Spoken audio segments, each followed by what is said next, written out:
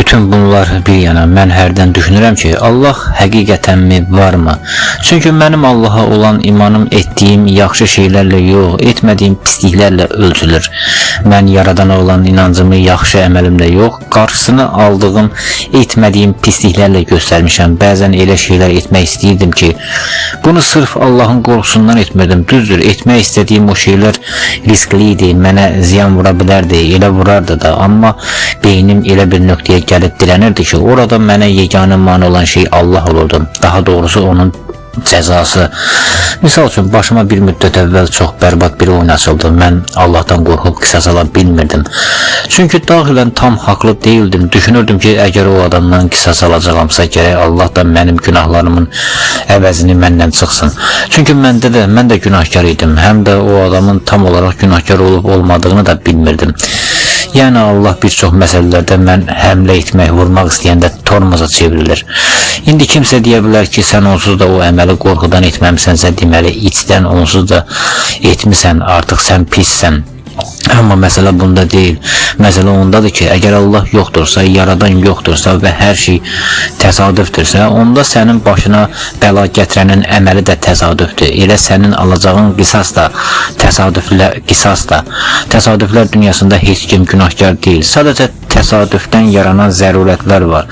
Ümumiyyətlə nəinki qisas almaq məsələsində. Əgər Allah yoxdursa, mütləq əxlaq anlayışı da tamamilə çökür. Əxlaq, vicdan əzabı kimi qavramlar o mənəviyyat adlı örtüyün altından çıxarılanda həqiqi siması üzə çıxır və bu daxili zəiflik olur. Yəni Allah yoxdursa, obyektiv əxlaq da yoxdur. Belə olan təqdirdə bizə sərt, qəddar görünən üsullar sadəcə daxilən zəif, cəsarətsiz insanlar üçün sərt görünür. Amma həqiqi bir nihilist üçün sərt üsul deyə bir şey yoxdur. Yaşamaq yolunda məqsədə çatmaq üçün zəruri hesab olunan addımlar var. Bunu necə başa salım? Təsəvvür edin ki, qabağınızda 8 yaşlı gözəl göçək bir qız uşağı var. Sizə böyük bir məbləğdə pul təklif edirlər ki, bu uşaq şirniyyatını yeyib üzünüzə güldüyü yerdə ona zərər verəsiz. Əvəzində aldığınız o pulla bəlkə də bütün həyatınız qurtaracaq. Üstəlik sizi əmin edirlər ki, heç bir cinayət məsuliyyəti də, cəzası da olmayacaq. Allahın varlığı insana bunu etməyə mane olur. Çünki o biri dünyada cəza var. Yaxud da elə bu dünyada. Amma kimsə çıxıb Allah olmasa belə mən bu işi etmərəm çünki vicdanım var deməsi sadəcə özünü aldatmaqdır. Əgər Allah yoxdursa və ölümdən sonra əbədi bir heçlikdirsə, o zaman vicdan dediğimiz şey insanın daxili iradəsizliyinə çevrilir axı. Bu ağır yük daşımaq kimidir. Hər adam yarım ton yükü qaldıra bilməz, amma zamanla ən xırda çəkilərə məşq edən adam bunu eləyərdi. Bizim vicdan adlandırdığımız şeyi əgər göydə bir hakim yoxdursa, sadəcə daxili əzab qorxusunu aşıb o yükü qaldıra bilməyəcək qədər cəsarətsiz olmağımızdan irəli gəlir. Məsələn ondadır ki, insanların çoxu sadəcə qorxurlar. Daxili ağrıya, vicdan əzabına tab gətirə bilmədikləri üçün o ağır cinayətləri edə biləcək həddə çatmırlar. Amma sonra bunu utanmadan mənəviyyat deyə qələmə verirlər. Halbuki öz qızı yaşında insanla əxlaqsızlıq eləyəndə yadlarına mənəviyyat düşmürdü. Zamanla bir çox alçaqlıqlar, satqınlıqlar, pisliklər edəndə mənəviyyat yaddan çıxır. Çünki kiçik alçaqlıqları etməyə hədləri çatır, amma böyüyünü etməyə daxili gücləri, cəsarətləri çatmır. Mən ateistlərlə danışanda soruşmaq istəmişəm. Əgər Allah yoxdursa, hər şey təsadüfdürsə, onda biz hər şeydə sərbəstlikmi? Burada dövlətin, sistemin cəzasını kənara qoyuram. Söhbət sırf içdəki o vicdanın səsindən gedir. Onlar isə deyirlər, əgər insanın əxlaqı Allahdan gəlirsə və sırf qorxudan günah etmirsə, o insan onsuz da Allahın gözündə, əgər Allah olsaydı, onun gözündə əxlaqsız olacaqdı. Lakin mən onların bu vicdan nağıllarına inanmıram.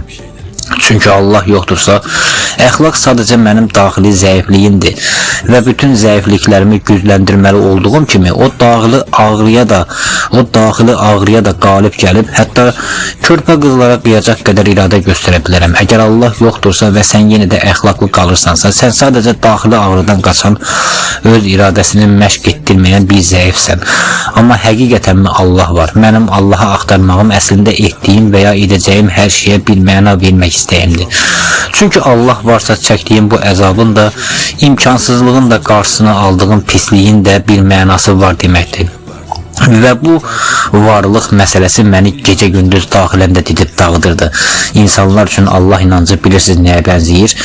Sanki hərə öz ərazisində qalaya bənzər bir sərhəd qurub. Amma arada adamlar birdən-birə qəfil 10 addım qabağa, yəni sənin ərazinə, sənin haqqına girirlər. Sonra isə güya peşman olub geriyə qayıdırlar. Amma 10 addım yox, 9 addım. Bununla da güya Allahdan qorxduqlarını, tövbə etdiklərini göstərirlər. Amma əslində onların məqsədi elə başdan o bir addım irəli gəlmək idi. Sadəcə 9 addım geriyə atırlar ki, bax mən geri çəkildim bəhanəsi ilə həm səni, həm də öz vicdanlarını aldatsınlar və o bir addım ərazini özlərinə qənimət götürsünlər.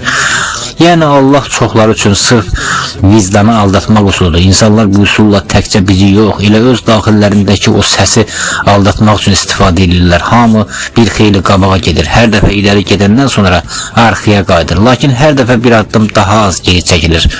Hər dəfə 10 addım irəli, 9 addım geri ataraq əslində irəli-geri oyun ilə gizli şəkildə həm öz vicdanlarını, həm də bizi aldadırlar. Mən insanlara baxanda onların mənəviyyatında elə bu çirkinliyi görürəm.